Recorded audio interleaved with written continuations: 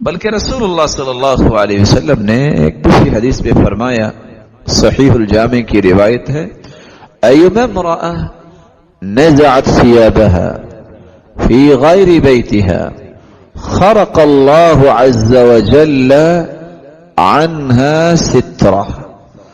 جو عورت اس بات کو پسند کرتی ہے، اور آج کل کے ماحول میں اس پہلو پہ زیادہ توجہ کرنی چاہیے، ایک مسلمان عورت جس کو اللہ تعالیٰ نے خوبصورت گھر دیا ہے اور بہترین انتظامات اور اللہ کی رحمت سے دیگر ضروریات کو پورا اس کے گھر میں کیا ہے، تو اس کی یہ خواہش نہیں ہونی چاہیے کہ میں اپنا لباس تبدیل کروں تو کسی اور جگہ جا کر.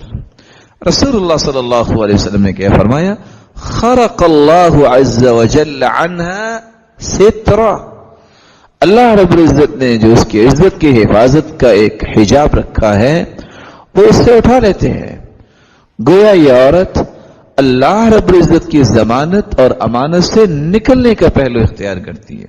بلکہ رسول اللہ صلی اللہ علیہ وسلم نے یہاں تک فرمایا، ایما امرأة زادت فی رأسها شعرا، جو عورت اپنے سر کے بالوں میں کچھ بالوں کا اضافہ کرنا چاہتی ہے، لیس منہ، جو اس کے بال نہیں، فإنہ زور تزید فیہ، تو گویا یہ جھوٹ اپنے بالوں میں شامل کرنا چاہتی ہے.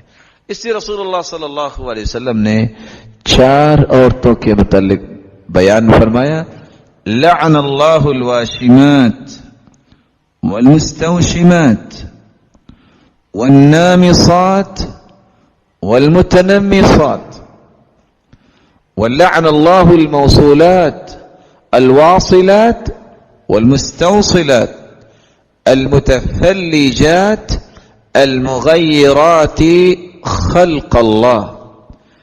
اس عورت پہ لعنت ہے جو عورت پلکنگ کرواتی ہے یا کرتی ہے، دونوں، کرنے والی اور کروانے والی.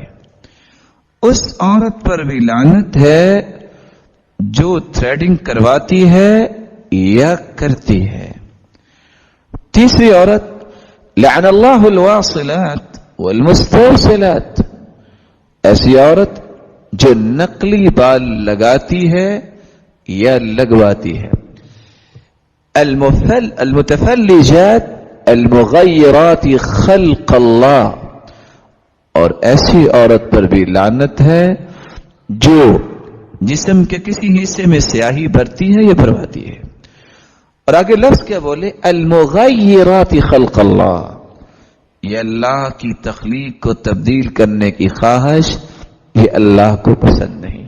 صحیح بخاری کی روایت ہے، ایک عورت رسول اللہ صلی اللہ علیہ وسلم کے پاس آئی اور کہنے لگی، میں اپنی بیٹی کی شادی کرنا چاہتی ہوں، وقد تمعر شعر رأسها، اور اس کے سر کے بال اڑ گئے، افاصلها، کیا میں نقلی بال لگا کر اس موقع کو گزار سکتی ہوں؟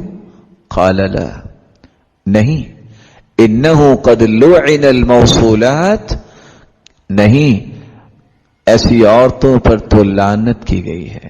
بلکہ رسول اللہ صلی اللہ علیہ وسلم نے فرمایا، انما هلك بنو اسرائیل حين اتخذ نساؤهم قصة من شعر. بنی اسرائیل پہ عذاب کیوں آیا؟ بنی اسرائیل کی عورتوں کو اللہ نے چوہا کیوں بنایا؟ پوری قوم کو عذاب میں کیوں مبتلا کیا؟ انما هلك بنو اسرائیل حين اتخذ نساؤهم قصة من شعر، جب ان عورتوں نے اپنے بالوں میں نقلی بالوں کا اضافہ کیا اور جوڑے بنانے شروع کر دیے. رسول اللہ صلی اللہ علیہ وسلم نے اس لیے فرمایا، لعن اللہ الرجل یلبس لبسة المرأة، اس عورت، اس شخص پہ، اس مرد پہ لعنت ہے جو عورتوں کا لباس زیب تن کرتا ہے. والمرأة تلبس لبسة الرجل، اور ایسی عورت پر بھی لعنت ہے جو مردانہ لباس پہنتی ہے. بلکہ رسول اللہ صلی اللہ علیہ وسلم نے فرمایا لعن اللہ المخنثین من الرجال، ایسے مرد جن کو اللہ نے مرد کامل تو بنایا لیکن وہ ہجڑا بننا پسند کرتی ہیں، ان پہ لعنت ہے. والمتبرجات من النساء، اور ایسی عورتوں پر بھی لعنت ہے جو اس طرح کے مشاغل کو اختیار کرنے والی ہیں. بلکہ مسلمانوں کے لیے یہ پیغام آج کتنا عجیب ہو گیا ہے. رسول اللہ صلی اللہ علیہ وسلم نے حکم دے دیا تھا اخرجوہم من بیوتکم، تمہارے گھروں میں جو بھی ہجڑا مرد یا عورت بننے کی خواہش کرے ان کو نکال دو گھروں سے. اور آج مسلمان جب دین کی اصل لذت سے دور ہوا ہے تو ان لوگوں کو ایک نہیں، ہزاروں نہیں، لاکھوں روپے دے کر بلاتا ہے کہ ہمارا ایمان ابھی جو بچا ہے وہ بھی شیطان کے حوالے ہو جائے.